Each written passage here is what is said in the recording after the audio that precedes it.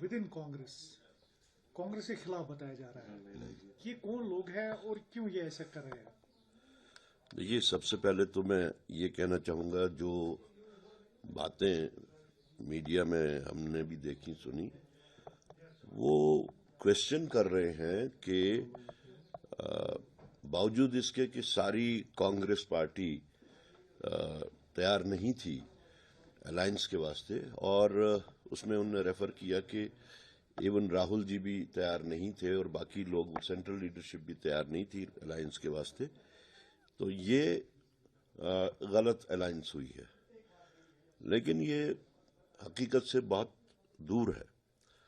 जिस वक्त भी कोई मीटिंग हुई, उस वक्त पार्टी के लीडर्स ने अपने अपनी राय दी, और most of the party leaders इस चीज पे इत्तेफाक था कि अलायंस नहीं होनी चाहिए, इसमें कोई शक नहीं है।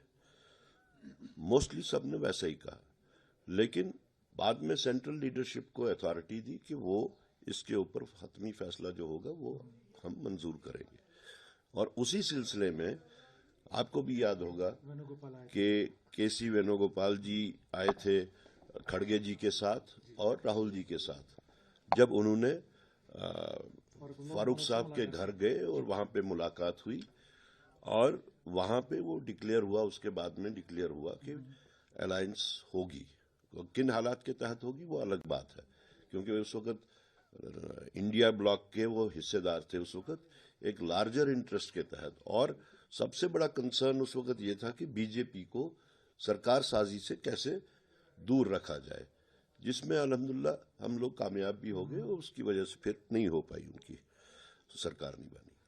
तो अब अगर कोई भी ये बात कहता है कि अलायंस गलत हुई है, या उनका मेंशन करता है गलत बयानी में कि वो लोग तैयार नहीं थे, तो फिर ये उनके फैसले को, यानी कांग्रेस प्रेसिडेंट के फैसले को और राहुल जी के फैसले को फिर वो एक हिसाब से डिमीन करते हैं। ये उस फैसले को का इनकार करते हैं जो फैसला उन लोगों ने किया। तो मुझे नहीं ख्याल कि इस चीज को इतनी अहमियत दी जानी चाहिए जो ये लोग कहते हैं। वो तो पब्लिक ने भी फिर उस वक्त एक्नॉलेज किया कि अगर राहुल जी या खड़गे जी उनके घर नहीं जाते तो शायद रिजल्ट्स जो हैं वो दोनों पार्टीज के लिए डिफरेंट होते, एनसी के लिए भी और कांग्रेस के लिए भी। तो हमारी नजर में तो ये एक फ्रस्ट्रेटेड लॉट है, डेडवुड है, जिनकी पोजीशंस नहीं रही अब।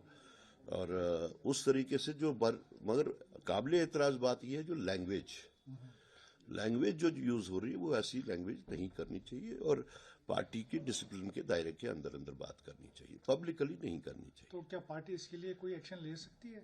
नहीं, इसके ऊपर तो अब पार्टी में अगर इस बारे में कोई इनिशिएटिव हुआ तो वो आपको पता चल जाएगा।